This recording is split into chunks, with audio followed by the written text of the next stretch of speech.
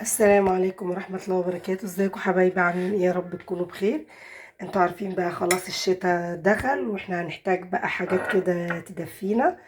تمام. انا هعمل لكم طريقة بطاطا بس مختلفة وسريعة في نفس الوقت. انا عندي هنا دول حوالي 3 4 بطاطات هننزل كده عليهم، هننزل بيهم كده في الحلة بتاعتنا، الحلة ستانلس. انا بحب دايما اسلق في الحلة الستانلس. وهنجيب عندي هنا شوية سكر، حوالي 3 معالق سكر كبار مش مليانين اهو، ننزل كده بيهم.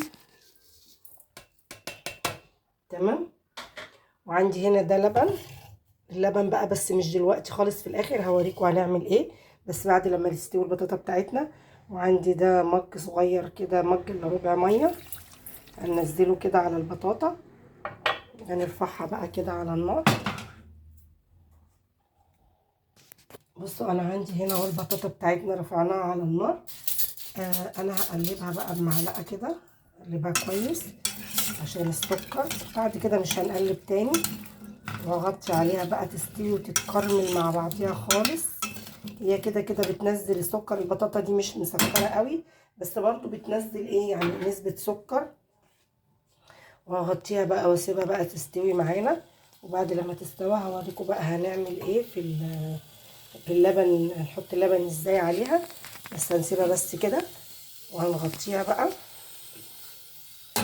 مش عايزين النار تبقى عاليه قوي، هنخلي النار تبقى ايه، وسط كده. ونسيبها بقى تستوي خالص على الهادي خالص. بس قبل ما اخلص الفيديو بتاعنا ما تنسوش تحطوا اللايك وتفعلوا الجرس، وتشتركوا في قناتي على اليوتيوب وعلى الفيس وعلى التيك توك، يوميات واكلات ام دينا. بصوا زي ما انتم شايفين كده، بصوا عندي هنا بدأت تتكرمل، بصوا استوت اهي. بصوا لازم بكسرها كده واسيبها بقى لما تستوي خالص، ولما يبقى في شويه ميه صغيرين خالص هنزل بقى عليها باللبن. انا مش هحط سكر تاني، انا حطيت السكر في الاول مع البطاطا، مش هحط تاني. تمام. فهنحط اللبن بس هسيبها شويه وهوريكم بقى ايه، هنحط اللبن ونسيبه ايه يستوي معاه بس شويه كمان الميه تنشف. وهرجع ايه انزل عليها اللبن. بصوا عندي هي نشفت اهيت، بصوا انا كسرتها اهيت، انا مش بهريها قوي. وعندي هنا هنجيب اللبن، هنحط بقى اللبن ايه حسب ما احنا عايزين الكميه دي. وهناخد مثلا ايه، انا عملت مثلا حوالي ايه، دول حوالي كوبايتين لبن. تمام. بس كده. وهسيبها بقى ايه تغلي شويه معاها، تاخد ايه يعني البطاطا تاخد من طعم اللبن واللبن ياخد من طعم البطاطا. وبعد كده بقى ايه احطها بقى في الطبق واقدمها. وعندي هنا ده، هنا دوت شوكولاته دي فورماسير وجوز هند. تمام. اهو زي ما انتم شايفين كده، دول اللي هنزين بيهم.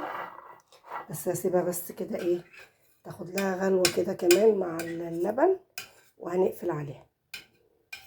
انا طول الشتاء بعمل حاجات زي كده بقى. الحاجات دي بقى الشتاء دخل بقى واحنا محتاجين الحاجات دي، ومحتاجين ان احنا نغير البطاطا بس مش مسلوقه ومشويه بس وفي الفرن بس، لا ممكن نعملها بكذا طريقه. ان شاء الله هعملها معاكم مره بالبشاميل ان شاء الله، ومره بالكريم كراميل. بصوا انا طول الشتاء هنوع لكم ان شاء الله في البطاطا دي. هنسيبها بقى تستوي شويه. محتاجين الحاجات دي لجسمنا، بتديكي بقى طاقه وباور ليكي ولولادك ولولادنا الصبح. لو انت عاملاها الصبح كده تديهم شويه قبل ما يروحوا المدرسه او الحضانه، هتديهم باور وطاقه طول اليوم. وبتدفي في نفس الوقت في الشتاء اللي احنا فيه ده. انت طبق زي ده كده هتاكليه بالليل مش هتحسي باي ساعه. انا هسيبها بقى تاخد غلوه وهرجع اقدمها معاكم. بصوا زي ما انتم شايفين، بصوا الغليان ده، بصوا الشكل الجميل ده. وشايفين بقى القطع بقى باينه فيها ازاي. خلاص انا كده ايه خدت لها غلوه ولا غلوتين كده. تمام. مع اللبن خدت من طعم اللبن. انا دقت السكر بتاعها مظبوط، ولا مسكر ولا دلع. انا هفضيها بقى هنا، عندي افضي هنا في البوله وهقدمها معاكم.